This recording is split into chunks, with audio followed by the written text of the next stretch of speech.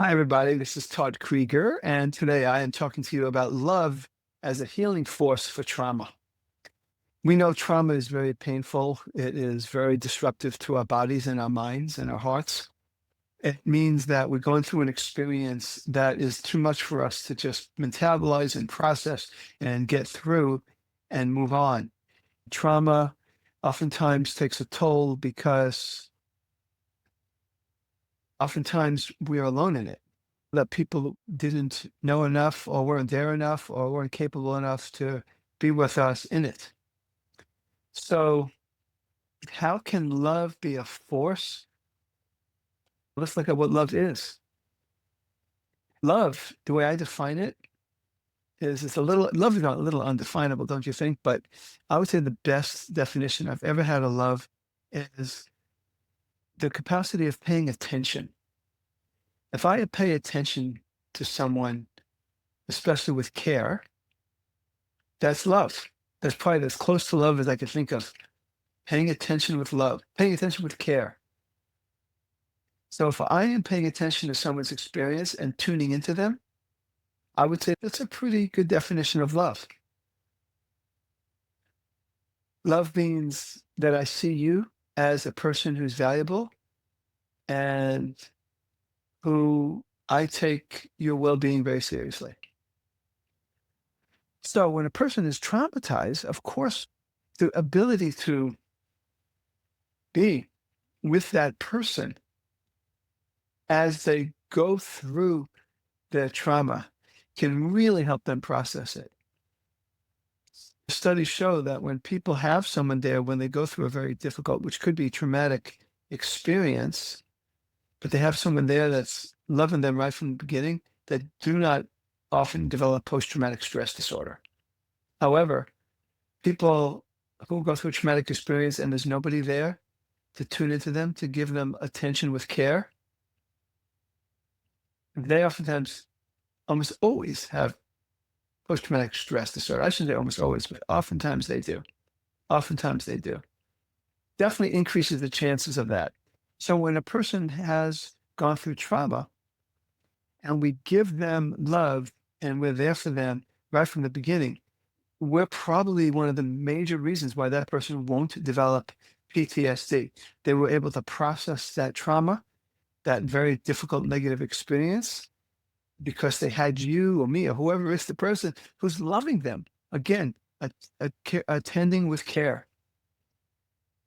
It's very important. That attending when a person doesn't get that kind of attention with care growing up, that can be very traumatizing.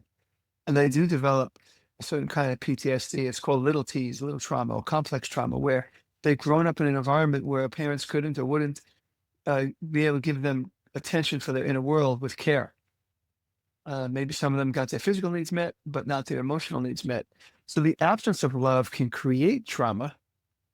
The presence of love is a great preventer of trauma, but the presence of love when a person has been traumatized is a great healing factor.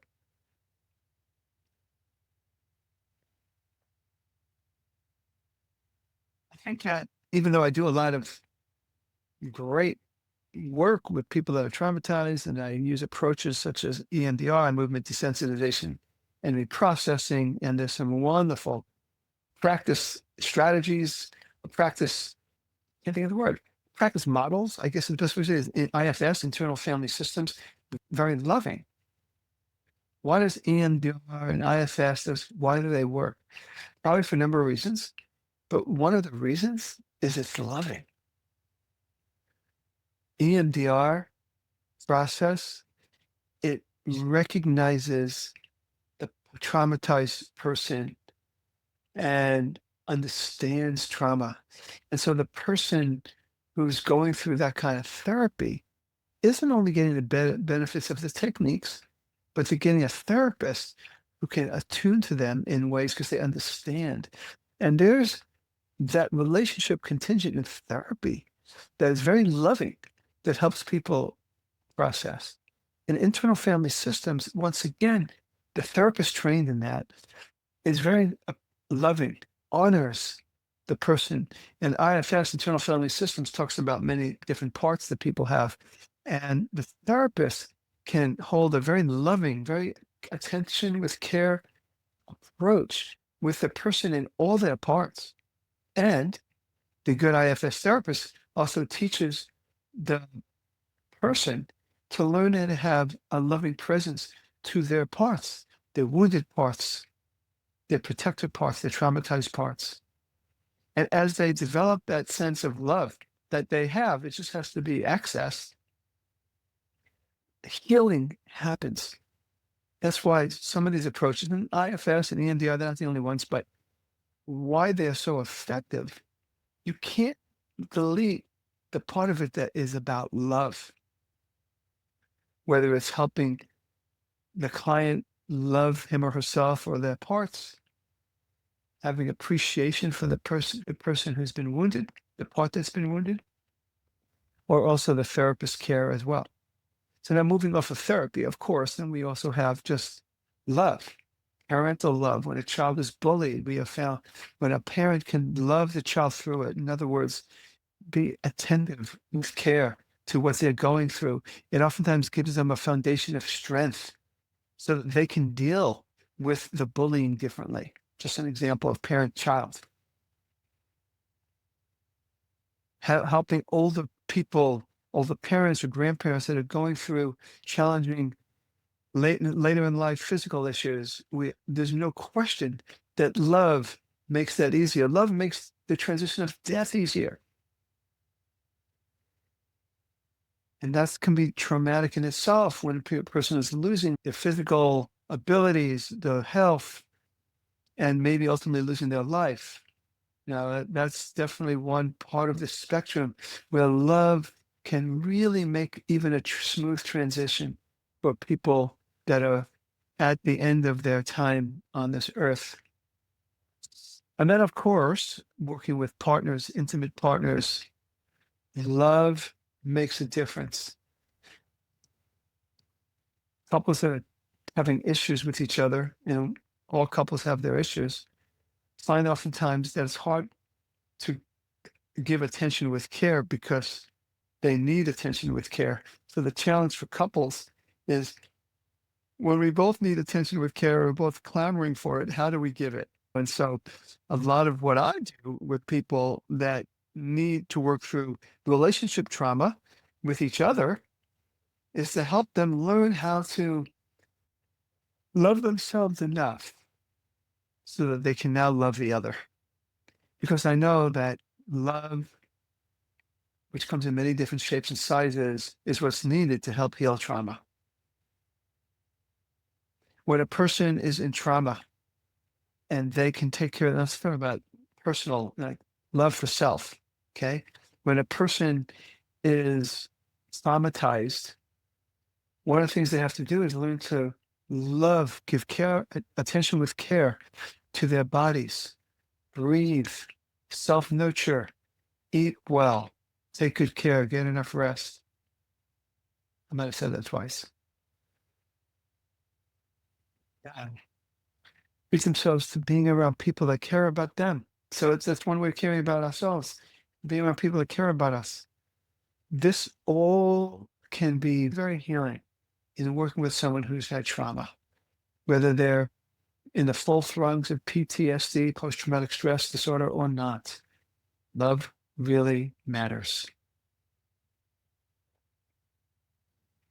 In a partnership, when there's been trauma in the relationship, if I could slow down enough to love me, take care of me, recognize that it's my loving part to myself that's going to have the capacity to love my partner, then I need to do that first sometimes so that I have the presence to love my partner and help them through their trauma.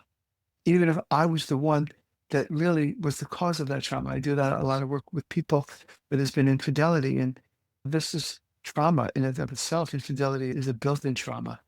So many reasons that are obvious. But the betrayed person needs to learn how to love themselves through that trauma. The person who betrayed needs to learn to love themselves through that trauma. A person who did the betrayal, if they're so busy beating up on themselves for what they did,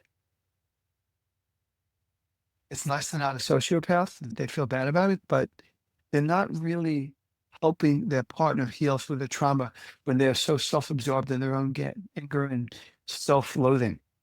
So it's really very important to love ourselves so that we love the other.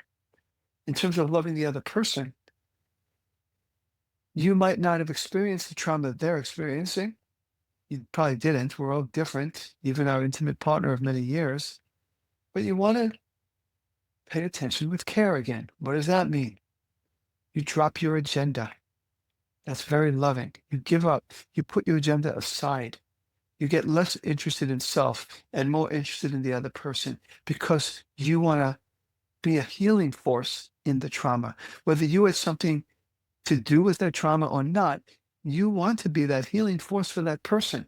And you only can do that if you drop your agenda and you get very interested in what they're going through and you let them know, I love you. And you let them know not just with words, but with the actions, demonstrating I'm interested in you. I'm meeting you where it hurts. That's the key. The healing trauma is to have people that meet with you where it hurts. That's the way trauma gets processed and resolved. Whether you're in a clinical relationship with a therapist such as myself, or you're in a marital relationship, or it's a family relationship or a friend relationship, that is how it works. You meet the partner in their hell. Doesn't mean you have to feel their hell, but you need to be a partner in their pain. That's loving. Being a partner in pain, which I call PIP, a PIP. To be a PIP is loving. You're attending with care. And that is how people begin to resolve their trauma.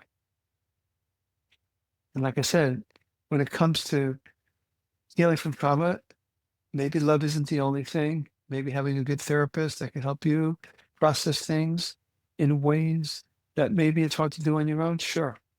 But it's that loving part of the therapeutic relationship that helps.